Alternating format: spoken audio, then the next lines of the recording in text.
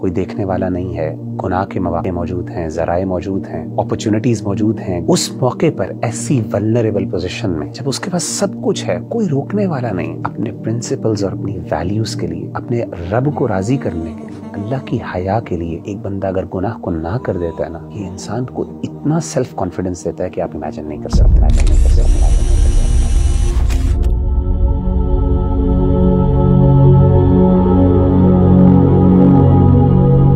صحابہ کرام اور ہمارے جتنے بھی انبیاء کرام آئے ہیں، ان کے اندر نا ایک بڑا امیزنگ قسم کا سیلف کانفیڈنس تھا، خود اعتمادی تھی، اور بڑے بڑے بادشاہوں اور بڑے بڑے دنیا دار لوگوں کے سامنے وہ حق کی آواز بلند کرتے تھے اور حق کی بات کہنے میں ہچکچاتے نہیں تھے۔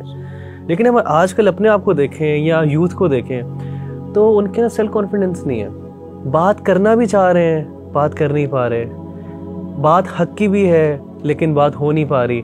تو وغیرہ بھائی کیسے ایک انسان کے اندر سیلف کانفیڈنس آ جو کیا سیکریٹ ہے کہ اگر وہ بندہ اس کو اپنی زندگی میں اپلائی کرے، اس کے اندر خود اعتمادی بھی آ جائے اور وہ حق کی بات بھی کر پائے؟ ربی بھائی، اللہ تعالیٰ کو نا دو قطرے بہت پسند ہے، حدیث میں آتا ہے۔ ایک قطرہ وہ ہے جو انسان جب اللہ کی راہ میں جہاد کرے اور خون کا قطرہ اس کے جسم سے بہہ جائے، یہ اللہ کو بہت پسند ہے قطرہ۔ اور دوسرا قطرہ جو اللہ کو سب سے زیادہ پسند ہے وہ یہ ہے کہ انسان اکیلے میں اللہ کے سامنے روئے اور اس کی آنکھوں سے آنسو نکلیں۔ یہ جو آنکھوں سے آنسو نکلنا یہ اللہ کو بہت پسند ہے۔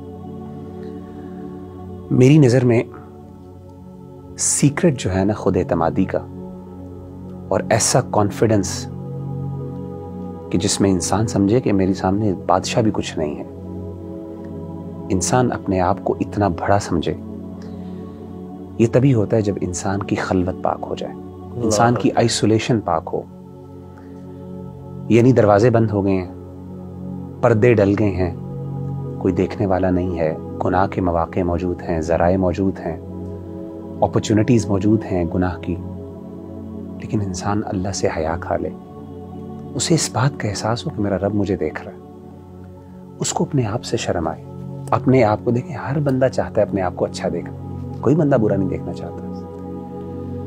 اس موقع پر ایسی ولنریبل پوزیشن میں جب اس کے پاس سب کچھ ہے، کوئی روکنے والا نہیں، اپنے پرنسپلز اور اپنی ویلیوز کے لیے، اپنے رب کو راضی کرنے کے لیے، اللہ کی حیا کے لیے ایک بندہ اگر گناہ کو نہ کر دیتا ہے نا، یہ انسان کو اتنا سیلف کانفیڈنس دیتا ہے کہ آپ امیجن نہیں کر سکتے۔ نبی صلی اللہ علیہ وآلہ وسلم کی بڑی پیاری حدیث ہے، آپ نے فرمایا کہ سبعۃ یظلھم اللہ فی ظلہ یوم لا ظل الا ظلہ۔ 7 قسم کے ایسے لوگ ہیں جن کو اللہ قیامت کے دن اپنے عرش کا سایہ نصیب فرمائیں گے، جب اس دن اس سائے کے علاوہ کوئی اور سایہ نہیں ہوگا۔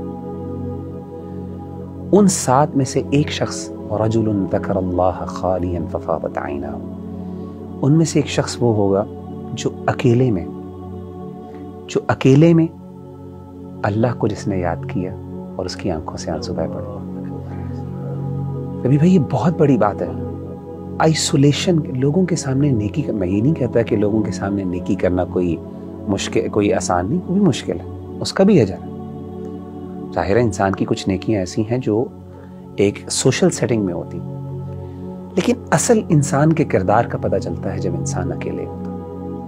میں بتاؤں، اور میں سمجھتا ہوں کہ کسی بندے کا اصل تقوی اور اصل کردار تبھی جج ہو جاتا ہے جب وہ بندہ اکیلا ہوتا ہے۔ اور میں بتاؤں، انسان کی سب سے زیادہ خلوت کو دنیا میں جاننے والا کون ہوتا ہے؟ انسان کی وائف ہوتی ہے، بیوی۔ اللہ کے بعد اللہ کو تو پتہ ہی پتہ، دنیا کے اندر انسان کی خلوت کو سب سے زیادہ جاننے والا انسان کی بیوی ہوتی ہے۔ تاریخ کے اندر نبیوں کے بعد اگر کوئی ذات، صحابہ کو بھی نکالنے چلیں، ہمیں کون سی ایسی ذات ملتی ہے کہ جس کی بیوی جو ہے اپنے شوہر کے کردار کے بارے میں بات کرے؟ میں ایک مثال دینا چاہتا ہوں سیدنا عمر بن عبدالعزیز رحمہ اللہ تعالیٰ عنہ کی، جن کو 5ویں خلیفہ راشد بھی کہا جاتا ہے۔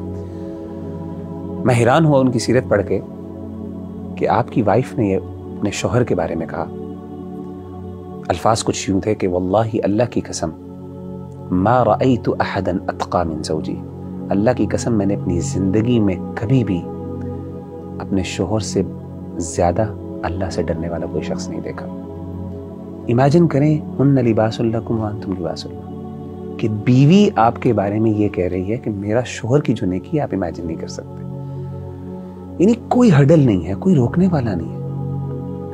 یہ ایک تقوی کا معیار ہے. انسان جب تقوی کے اس لیول پر ہوتا ہے تو اس وقت انسان کو جو اعتماد نصیب ہوتا ہے اور اللہ کی طرف سے جو انسان کو خود اعتمادی گفٹ کی جاتی ہے, میں کہتا ہوں یہ با کردار آدمی ہوتا ہے. یہ بندہ ہوتا ہے جو بڑے بڑے بادشاہوں کے سامنے حق کے لیے ڈٹ جاتا ہے, جس کے لیے اپنا آپ, جو اپنے آپ کو نیچا کر دے, جو اپنے آپ کے خلاف ڈٹ جاتا ہے, وہ پھر دنیا کے خلاف بھی ڈٹ سکتا ہے. سب سے مشکل تو اپنی ذات کے خلاف کھڑا ہونا ہوتا ہے.